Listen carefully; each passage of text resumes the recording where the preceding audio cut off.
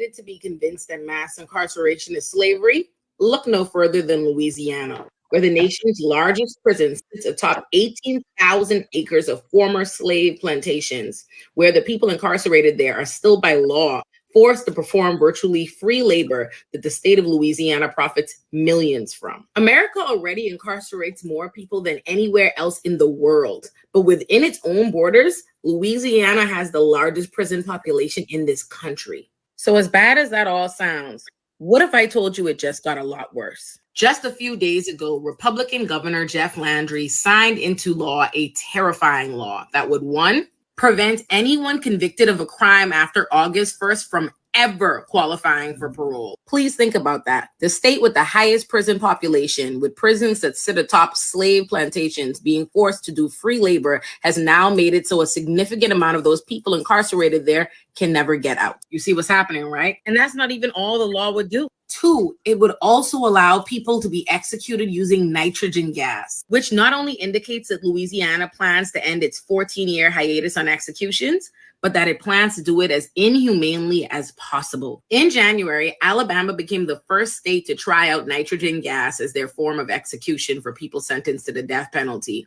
And it was just as inhumane as opponents warned it would be. People watched as Kenny Smith, the man who was executed using nitrogen gas, was strapped to a gurney where for 20 minutes he suffocated, gasped, and writhed in pain. And there's no question who this will disproportionately affect, as 65% of the people incarcerated in Louisiana's entire prison system are Black. If you ever needed to be convinced that mass incarceration is slavery, Yep. She hit the nail on the head. And we actually did some stories on that last year. And the Kenny Smith situation was absolutely inhumane. I mean, sometimes folks get the death penalty for some heinous stuff and you just could care less. But then you see the results of that. And the way he died was absolutely unfathomable that somebody could sit and watch that death. Regardless of what he may have done to get to that situation. But more importantly, she's right. Who is it going to affect? And the numbers show it. So anyway, welcome. Welcome to a Monday morning, right, y'all? The Oscars was last night, and do we care? Well, we're going to tell you about the Black folks who won. That's what we're going to do today. Also, and just to go along with that opening theme there, Arizona Republicans have advanced a bill legalizing killing migrants on supposed suspicion of trespassing. So now they want to shoot migrants coming over the border just on sight. And a woman, this is interesting. A woman was arrested on Friday after dousing Vice President Kamala Harris's motorcade with a red liquid. It turned out it was not hazardous. But what was interesting, I found anyway, no national media reported on this. No national media. It was only reported locally in Phoenix, Arizona. The vice president motorcade attack, you'd think, is big news. We'll talk about that a little bit this morning. And another reason, another poll, and another reason to distrust polls, or another reason to shake your head, as an ABC News-led poll show Americans split on who they trust to do a better job as President Biden or Trump. The knee-jerk saying reaction is, how could they be split? But then when you dig into the polls, you kind of see why. An agency created to help minority-owned businesses. See, here's another thing. Another thing that's going on in this country that is, it's spreading and spreading fast. And it shows you where we really are. An agency created to help minority-owned businesses get government contracts has been ordered by a federal judge to either stop assisting these businesses or start assisting white companies as well. Yeah, you heard it right. You heard it right. Unreal. We'll talk about that, what that is about, which you probably can easily guess what it's about. And in less than 4 years after George Floyd was murdered, lawmakers and voters across America are moving to reverse criminal justice reform. Greer, where's that? Molly girl, we in trouble. Because that is unthinkable. All this stuff, when you put it all together, what's happening? It is not good. Definitely not good. So I'm in the Big Apple still. We're headed to DC. It's Black Press Week in Washington, D.C. I'm looking forward to the Howard University visit on Thursday. Black publishers from around the country will be in Black Press Week, and Friday is the State of the Black Press of America. Looking forward to it all. What a week ahead. Better than the week behind. So we kick off this morning with the Oscars. Several Black stars showed up at the 96 Academy Awards last night in hopes of taking one of the most prestigious honors in entertainment home. Late night talk show host Jimmy Kimmel, he was the high profile host of the ceremony for the fourth time, which took place at the Dolby Theater in Los Angeles, with many actors, movie makers, and celebrities in attendance. Danielle Brooks, Divine Joy Randolph, Sterling K. Brown, Coleman Domingo, and Jeffrey Wright were nominated for their phenomenal acting roles. This year's presenters included previous Oscar winners and prominent actors such as Zendaya, The Rock, Dwayne Johnson, Lupita Nyong'o, and Grammy winner John Batiste delivered a heartwarming performance during the ceremony. American Fiction, directed by Cord Jefferson, competed with box office darlings Oppenheimer and Barbie for the biggest honor of the night, Best Picture. The film also contended with other heavy hitters for the category, including Anatomy of a Fall, The Holdovers, Killers of the Flower Moon, Past Lives, and Poor Things. So the bottom line is the Black actors who did win were Divine Joy Randolph for Best Actress in a Supporting Role. Oh, it's a supporting role. Oh, it's a supporting role. Where is last month we talked about Jay-Z giving that speech about his wife not winning Best Album. Where is the Black folks when it comes to the Best Leading Actor and Leading Actress? But Divine Joy Randolph takes home the trophy for Best Supporting Actress for The Holdovers. And Cord Jefferson, Best Writing, Adapted Screenplay Film, American Fiction. Chris Bowers won for the category of Documentary Short Film, The Last Repair Shop. So those were your Black winners. And I'm not going into the other winners. So if you want to know that, go look at Fox News. But congratulations to the winners of the 96th Academy Awards. Look at that. That is amazing. Somebody get married in blue. No, that is a nice presentation there. Now on to more serious stuff. Again, this is the things that are happening are troubling, to say the least. And I mentioned at the top, so troubling. I mentioned at the top, I'm in New York, the world's greatest city. But I'll tell you what, it's an occupied New York City. I had to see for myself. I don't mess with the subways anymore, but I had to see for myself. And sure enough, went down. I'm right across from Penn Station. Went down to the E, the F train, and other trains. And sure enough, there is the National Guard rifles out, or rifles. That's old school. They got automatic weapons out. And behind them, state troopers. And behind them, NYPD. It is a sight for sore eyes. It is a sight that it feels like I remember some years ago, the first time I ever went to Mexico, a place called Rosa Rita Beach.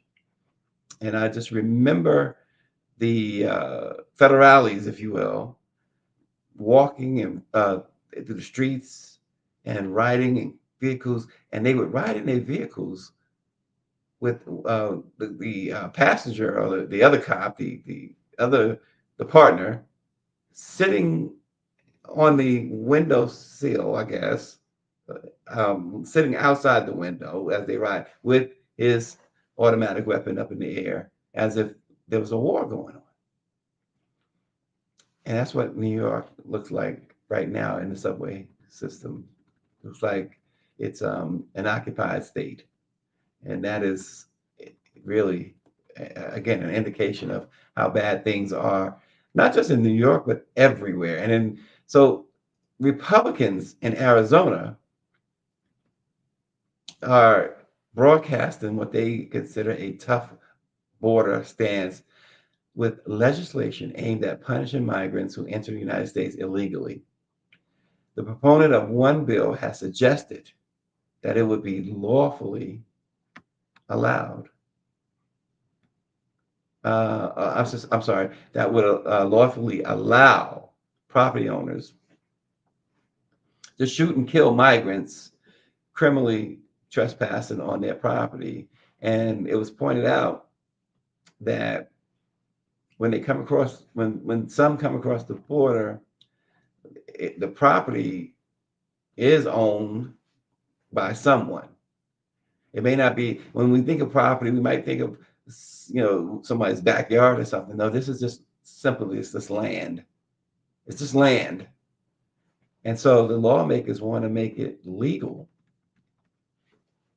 to just shoot and kill them.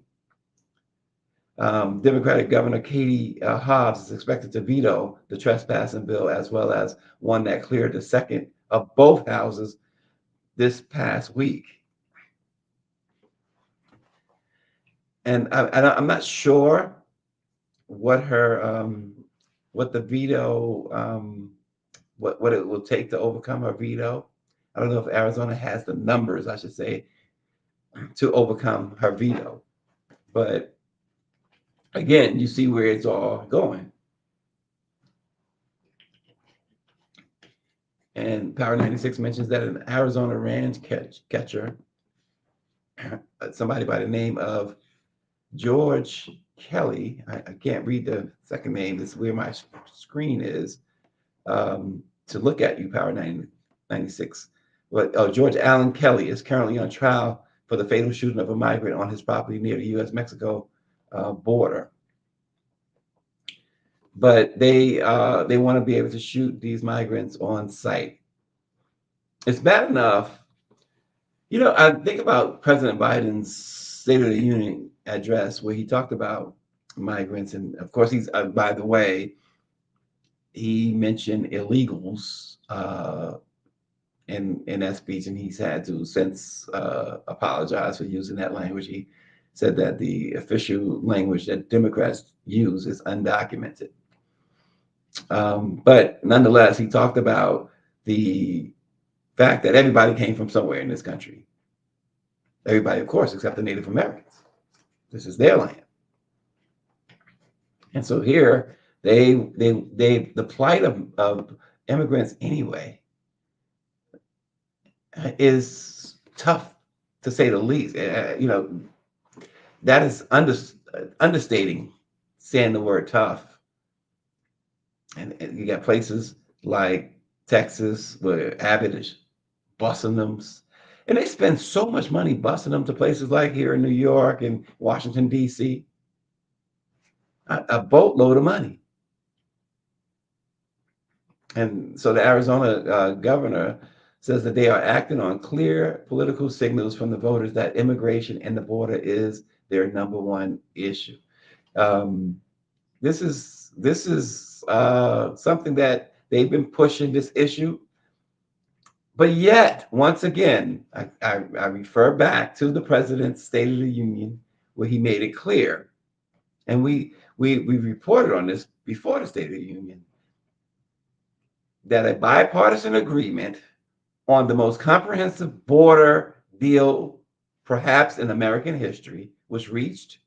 In fact, an overwhelming majority of senators voted for this deal. But MAGA Mike Johnson, the House Speaker, the one that, the de facto House Speaker, because Donald Trump is truly the House Speaker. I said this, I was, Friday, I was in Karine Jean Pierre's office, and I said to her, I said, you know, because she kept saying, you know, Speaker Johnson. I said, no. I said, you mean Trump? She says, no, well, him too. And then I said, no, Speaker Trump. And she started laughing. She got it. He said, you said that. I didn't say it. You said it. But Trump is, and we know he's running the speakership. He's telling Mike Johnson what to do.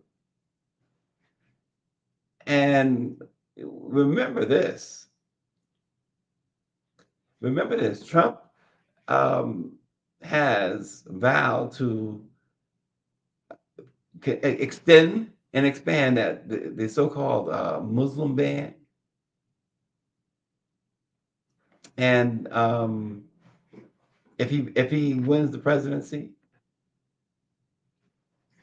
and um, bar folks from Gaza totally from the United States. So his rhetoric and his will is being done by the MAGA faction, but they want to shoot these people and say, but also remember, Trump also said he wants to shoot, and he was, make no mistake, he was talking about black and brown people when he said this, because again, when he said this, they had just, I think it was Fox News, had just played a video of some black and brown people that appeared to be looting a store. And Trump has said that it was one of the things that he will do is have police just shoot them in the streets. The blacks. I'll never forget that. He continually used that term, the blacks. But this is this is what that's right, Mike V. He said the looting starts, the shooting starts. That's exactly what he said. But this is awful. Again, I don't know the veto. If they have enough to overcome a veto there in Arizona, but they are extremely serious about empowering pretty much anyone to shoot and kill migrants who cross the border and who would be on any land that's owned by anyone. So this is where things are. This is where they're headed. It's just terrible. Here's a story that caught my attention for the fact that one, it involves the vice president, and two, no national news outlet has this thought it as newsworthy. But a 30-year-old woman, the woman you see here pictured, was arrested for throwing red liquid at the vice president's motorcade Friday evening in the Phoenix area. Her motorcade was passing 7th Street and Alta Vista Road when the woman threw an unidentified red liquid that they later tested and found that it wasn't hazardous. But the fact that she was able to do this, number one, was troublesome in itself. But I find it very curious that only local media in the Phoenix area actually covered this story. And the Associated Press, the Fox News, of course, CNN, no one seemed to have had this story that this occurred in Phoenix. Local news is very important, folks. Local news is extremely important. Community news is very important. So this individual is facing multiple charges, including aggravated assault on a police officer. The liquid splashed on several officers that were in the motorcade, or not inside the motorcade, but along the motorcade route. She's being charged with endangerment and resisting arrest as well. Um, they have not released her name, but they've released her mugshot. The vice president visited South Mountain Community Center in Phoenix to speak at a rally supporting reproductive freedom. Wow. And she looks a little bit out of sorts right here, don't she? Oh, there's the name, Ana Silva Gomez Zamora.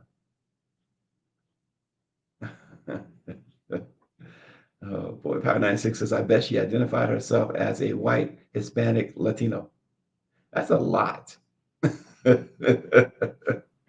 So another poll has come out giving you another reason to distrust polls, or at least to shake your head. An ABC News led poll showed that Americans are split on who they trust to do a better job as president.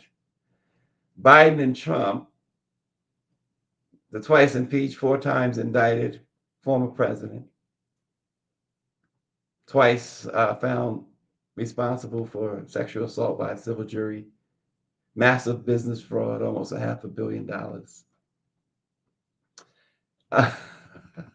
It's just so this poll, 36% of Americans now can pay attention because they say 36% of Americans. So you think, right, that this represents America. 36% trust Donald Trump to do a better job leading the country as president. 33% said they trust Biden, and 30% said they trust neither one of them. More Republicans trust Trump, of course, to do a better job leading the country, 82%. Then Democrats trust Biden. Only 72% of Democrats said they trust Biden. Independents said 32% trust Biden, 31% trust Trump, and 37% of independents trust neither. Their favorability ratings are also similar from this particular poll. 33% of Americans say they have a favorable impression of Biden, 29% for Trump. Just over 1 in 5 Americans, 21%, have an unfavorable view of both Trump and Biden. But I want to just cut out all the numbers and everything and get to what really is important. I mean, it went on to talk about who they trust on crime, the economy, and whatever. But number one, before I get there, I'm still struggling, and I covered the Trump White House. I'm still struggling to find a policy that Trump instituted, a bill that Trump wrote, that many people could say was really good for America. I've never heard him articulate policy. And I was talking to somebody about that. In fact, it was somebody at the White House, and they were saying, it was another report at the White House. It says, he dumbs everything down. I said, no, he's just dumb. And I said, well, that's what his appeal is. He's dumb. I said, oh, is that right? Is that where we at? Is that where we really are? But here's the point, though. And Power 96, I see what you said. I'm not ignoring it because this is where I'm going. He says, I don't pay attention to any polls when there's only 1,000 people. Well, that means you definitely will not pay attention to this poll, because as I dug into the poll, there was this disclaimer from the poll itself.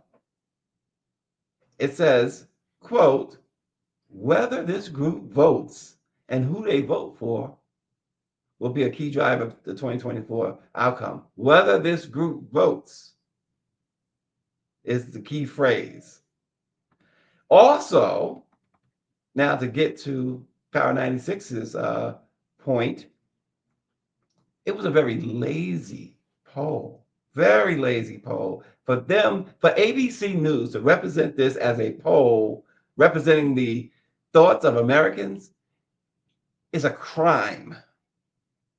It's an outright crime. How many people live in America? I mean, 75 million people voted for Trump, 81 million people voted for Biden in 2020.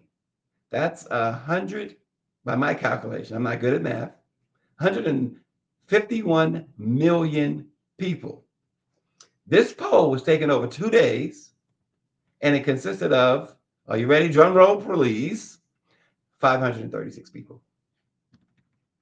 And they blared out the headlines. This is how Americans see it. Americans are split, they said, on who they. So those 536 people that you've randomly, supposedly randomly found, 500, all you can come up with is 500, and over a 2-day period too.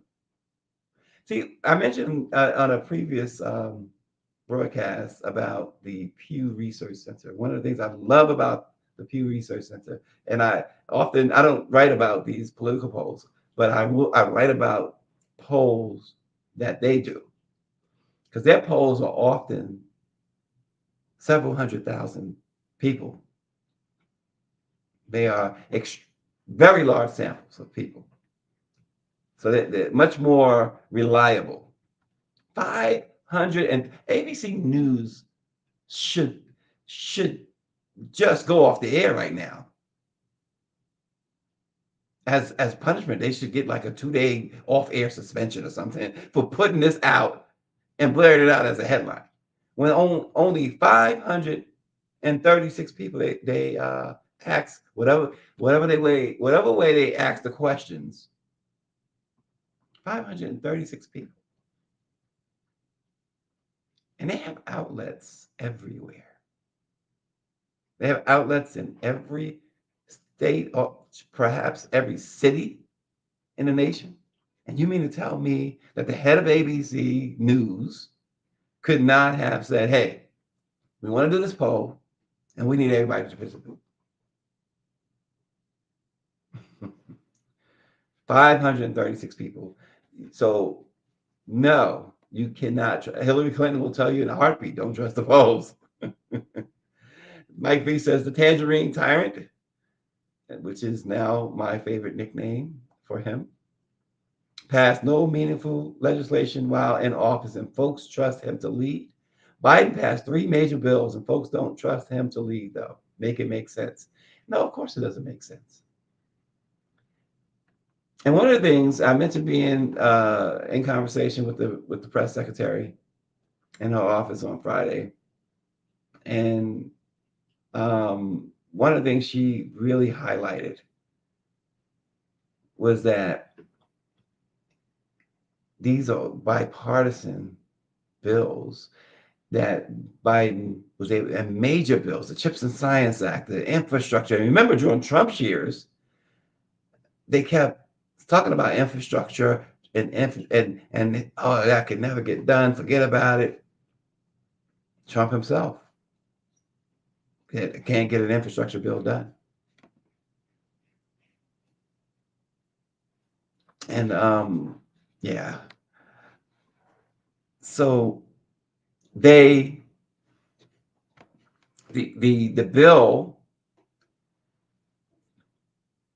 bills, the major bills that the Biden administration was able to get through was done on a bipartisan basis, right? And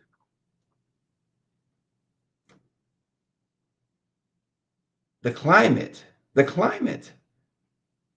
try and get something done in a bipartisan way is almost impossible. But this president has been able to do that. He's been able to do the impossible. The lighting in here is horrible. I keep seeing myself fade away, y'all. That's why I keep moving. I'm like, what's wrong with him this morning? I keep seeing myself fade away. But that's that's the thing. It's to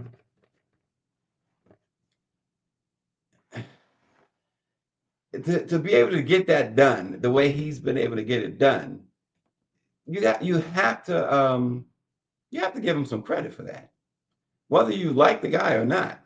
You have to give him some credit.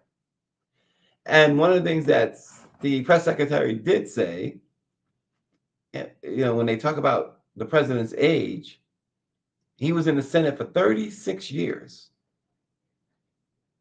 And her point was he has experience in a divided Congress. He has experience getting people, adversaries, to come together for the greater good. And with those huge major bills that he got passed, because at Chips and Science, people are already seeing that pay off, but it's going to be somebody else's presidency when you see the big payoff for the Chips and Science Act. It's going to be somebody else's presidency when you see the big payoff for the bipartisan infrastructure law that he got through. So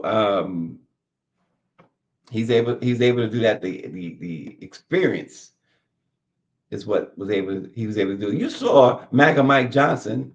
You saw him during the State of the Union catching himself agreeing with most of what the president was saying. So interesting. It is so interesting. And Lindsey Graham as well. It's someone said, Lindsey, they're wondering how much did it take for Lindsey Graham to sell his dignity, as if he ever had any dignity. That part is what I'm wondering. They want what it took for him to sell it. I'm wondering if he ever had any. And here's what else to look forward to with the Tangerine Tyrant. It's they want to end. We saw this happen down in Georgia with the Fearless Fund. Now, on a federal basis, an agency that's created to help minority-owned businesses and government contracts has been ordered to assist white companies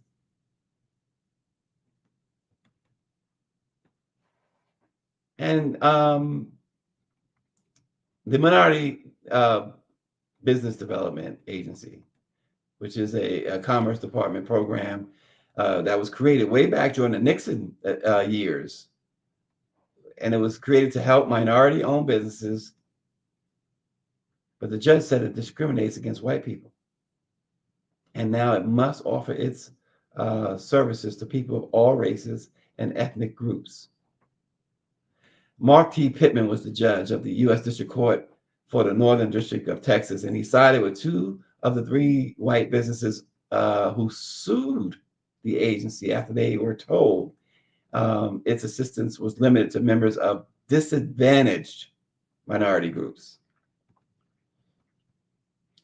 The third business was found not to have standing in the case. But the presumption that the business owners were not disadvantaged violated the 14th Amendment's guarantee of equal protection. Or Judge Pittman said, how rich is that? So he's using the Constitution to say that the Constitution says that there's equal protection. Well, how about using the Constitution that says that Black people are not full humans? The Constitution has not changed that. And of course, Pittman is he was appointed by, drum roll please, Donald Trump. And he goes on to say, if courts mean what they say when they ascribe supreme importance to constitutional rights, the federal government may not violate such rights with impunity. This guy goes on to exclaim, "Time's up." The dude said, "Time's up." Who do you think he's talking to? And that ruling, of course, latest in a whole string of court decisions that have totally eroded or totally struck down federal affirmative action mandates in a variety of arenas. Of course, the most prominent example was the Supreme Court itself when they ruled just last year that race conscious college admissions, the programs at Harvard and the University of North Carolina, were outlawed.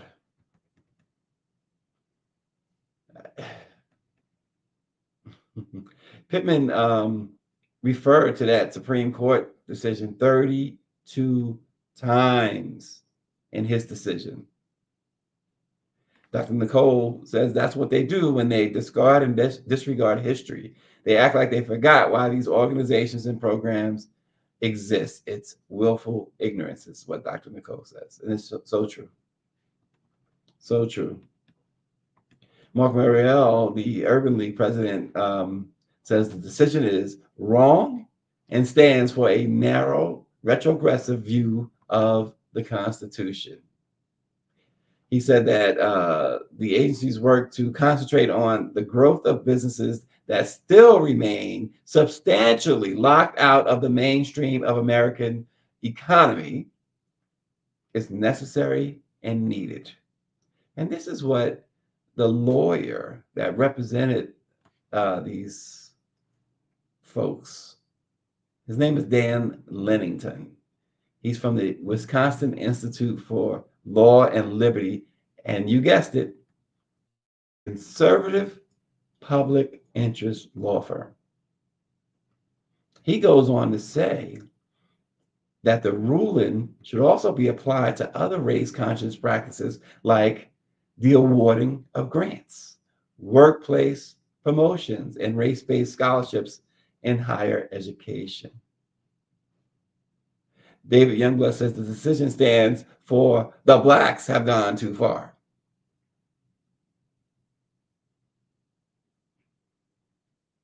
It's true. Automatically labeling a group of people as disadvantaged is ridiculous, he said. Really? Say what you will. Yes, there are black folks who have prospered, Latino folks who have prospered. But we was disadvantaged and have been disadvantaged from day zero and continue to be. We talked before about, many times before, about this, the idea of reparations and how everybody got reparations. But it was our slave owners instead of us who got the reparations that we was supposed to receive, right? And every time, and we've reported the last few years, what they were doing in San Francisco, what they were doing in California as a whole, the state. Oh, they are due. Black folks should get this amount of money and this amount of land and this amount of opportunity, and only to finally get the commission that they hired. That's why the HR 40, the federal legislation, it bothers me. But these other legislations passed, these state and local legislations passed about reparations. They hired they got their commission, not hired them, they got their commission together. Commission found what it found. African Americans should be prepared for redlining, slavery, gentrification, everything.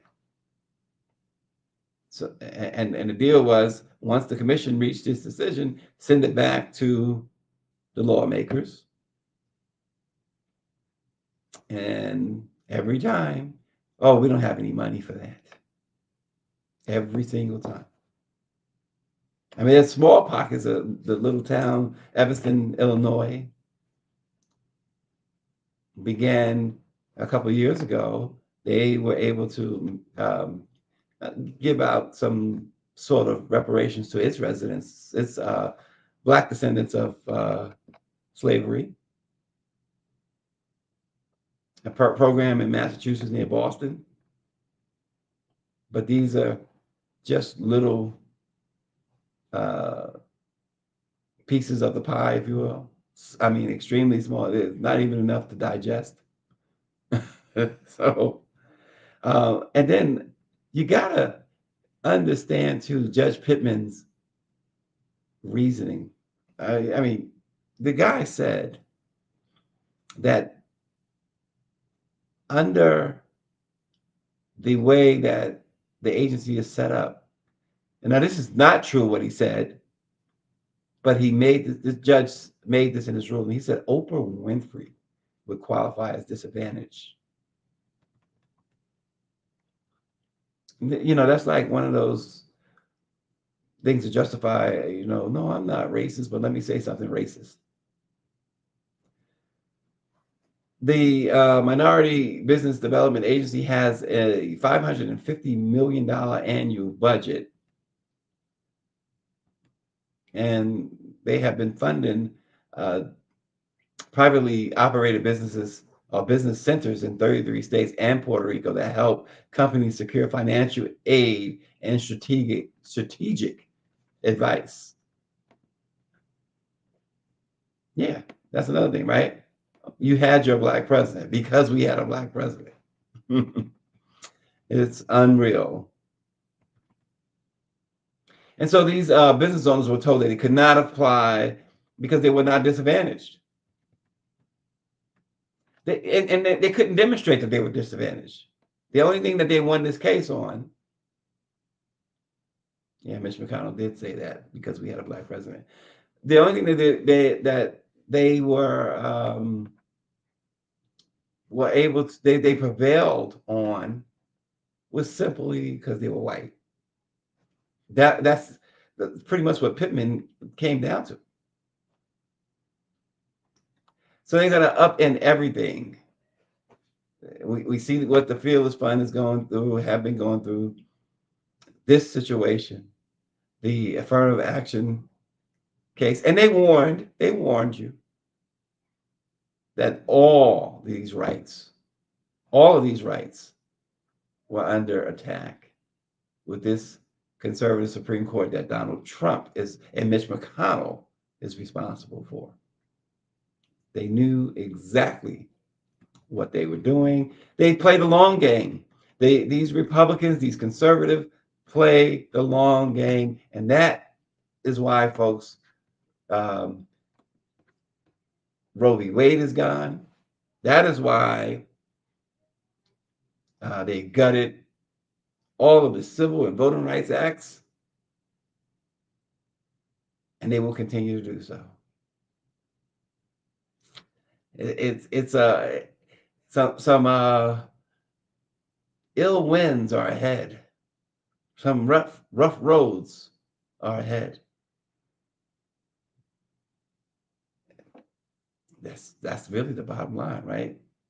Because people are, as who said it, Dr. Nicole, willful ignorance. There's a lot of that going on, willful ignorance. But folks, don't be ignorant. Subscribe to our YouTube page. Let it be known news on YouTube. See, it would be ignorant not to subscribe, in my opinion. And that's just my opinion. So subscribe and tell everybody to subscribe. And we will be back tomorrow. And remember, it's Black Press Week.